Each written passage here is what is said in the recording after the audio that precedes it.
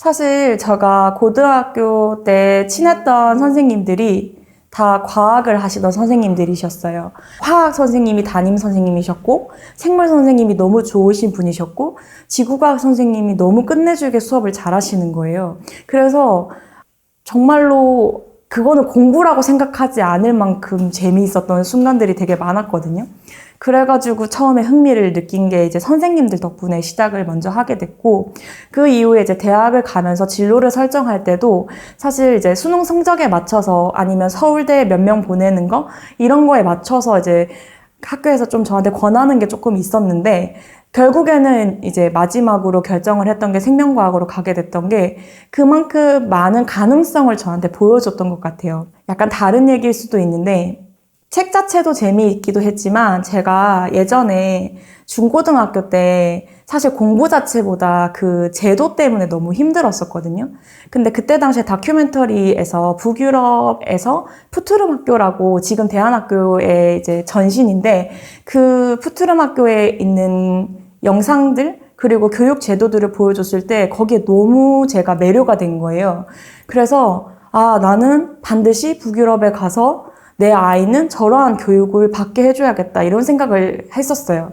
그래서 접목을 좀 해서 그러면 내가 좋아하는 생명과학 그리고 그럼 이 생명과학으로 내가 외국에 쉽게 갈 수 있나? 오케이. 그러면 내가 아시안이고 그리고 여잔데 거기 가서 생명과학을 했을 때 부담스럽지 않게 일상생활을 영위할 수 있나? 오케이. 이렇게 확인이 되니까 생명과학이 더 저한테 좋은 거예요. 그러니까 학문으로서도 너무 공부라고 느껴지지 않을 만큼 재미있는데, 내가 실제로 앞으로 살고 싶은 인생에서 살고 싶은 사회라고 해야 되나? 사실 그게 특정 국가라기보다는, 그래서 학문적으로도 굉장히 재미있었지만, 실생활적으로 제가 가치관을 가지고 있는 것을 실현시키는 곳에 갔을 때 가질 수 있는 다양한 직업군에서 적용할 수 있는 학문이 생명과학이었어요. 그래서 여기에 흥미를 가장 느끼게 됐던 것 같아요.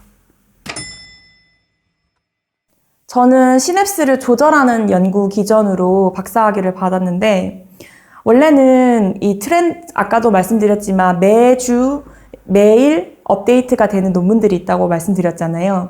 그때 당시의 트렌드는 시냅스를 어떻게 하면 형성시킬 수 있는가로 트렌드가 많이 발전이 되고 모든 사람들이 관심이 많았어요. 근데 저는 박사학위 동안 아무리 그거에 맞춰서 실험을 해도 결과가 계속 반대로 나오는 거예요. 그래서 그럴 거면 반대로 나오는 것도 의미가 있지 않을까? 어차피 양극단이니까 그렇게 하면 좋지 않을까라고 해서 시냅스라는 것이 이제 뇌의 가장 기본 단위가 되는데, 그 시냅스가 어디에 존재하느냐에 따라서 뇌에 미치는 영향은 다르겠죠. 왜냐하면 세포 중에서 활성화되는데 특화되어 있고 흥분하는데 특화되어 있는 뇌세포 사이에 신경전달 물질이 더 많이 이동이 되면 뇌가 더 많이 활성화될 거고, 아니면 뇌세포 중에서 이 기능 자체가 뇌의 기능을 떨어뜨리는 데 중요한 회로에 있는 시냅스 같은 경우에는 그 시냅스가 많아지면 많아질수록 뇌 기능 자체가 떨어질 수 있겠죠. 사실 이게 완벽하게 극단적으로 말은 할 수는 없지만 설명을 드리기 위해서 말씀드린 거고요. 그리고 이러한 시냅스를 관련해서 시냅스가 많이 만들어질 수 있게 만드는 단백질들을 이전에 저희 연구실에서 연구를 했다면, 그리고 그때 당시에 트렌드가 그런 것들을 쫓아가는 거였다면, 저는 그게 아니라 오히려 시냅스를 적게 만드는데 필요한 단백질을 연구를 했다고 보시면 될 것 같아요. 그리고 이후에 이제 그러면 정말로 이 시냅스가 작고 많고 아까 말씀드린 것처럼 세포에 따라서 어떠한 세포가 활성화되느냐에 따라서 뇌가 기능이 활발해지기도 하고 억제되기도 하는데, 그게 실제로 우리의 행동에 영향을 미칠 거고, 행동학적으로 변화가 되는 것 중에 가장 문제점이 치매도 있지만 저희는 이제 어린아이들, 자폐증을 가진 친구들한테 도움이 되는 연구를 하고자 이 시냅스를 접목을 해서 이 자폐증을 다시 돌리거나 정복할 수 있을 것인가에 대해서 연구를 하고 있고요.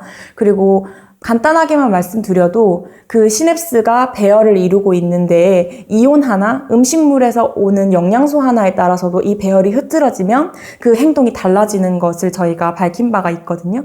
그래서 그런 것들을 연구를 하면서 정말 사소한 부분인데도 불구하고 그 사소한 것을 바로 잡았을 때 퍼펙트 타겟팅으로 해서 고치면 정말로 우리가 봤을 때 거시적인 이 행동이 완벽하게 정상으로 돌아올 수 있다는 거를 쥐로 먼저 보여드리는 거고요. 그리고 나서 이제 사람한테 임상으로 그것이 쓰일 수 있는지 저희가 연구한 예가 있는데 안타깝게도 제가 알고 있기로는 임상에 가다가 멈춘 것으로 알고 있습니다.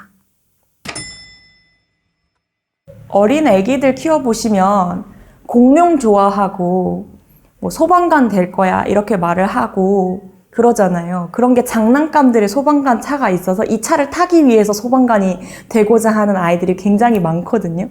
그러니까 그리고 아까 제가 강의에서도 말씀드렸지만 우리의 경험에 의존해서 뭔가를 찾아내다 보니까 나중에 도구가 발달해서 미생물이라는 것을 발견하고 그 미생물에 대한 호기심으로 지금 산업화가 되면서 굉장히 많은 발달이 해왔잖아요. 이게 어린아이들한테도 똑같은 것 같아요. 많이 접하게 하고 이게 뭐에 쓰이는지 알려주고 그리고 직접 해보고 그래서 식빵에 손을 대기만 했는데 하얀 면에서 곰팡이라는 것이 발견이 되고 사실 그게 곰팡이인지도 모르잖아요. 그러면 부모님들께서 이건 곰팡이라고 하는 거야. 근데 곰팡이는 먹어도 돼? 라고 질문을 할 수 있겠죠. 그러니까 부모와 자식 간에서 어떠한 생명체에서 다른 현상이 나타났을 때 질문하는 것을 조금 더 당연하게 여기고 그리고 거기서 끝나는 게 아니라 근데 이 곰팡이가 좋은 거야? 나쁜 거야? 근데 좋은 것도 있어. 어떻게 좋은 건데? 페니실린 얘기도 해주시면서 그러한 것들로 우리가 산업적으로 이용하고 있어 이렇게 얘기를 해주실 수 있고 이건 사실 어린아이들에 국한된 내용이고요. 사실 중고등학생분들 같은 경우에는 그 곰팡이 안에서 개체 분류가 될 수 있고 그 개체 분류가 됐을 때 여기서 발견된 게 있으면 발견되지 않은 것도 있을 거잖아요.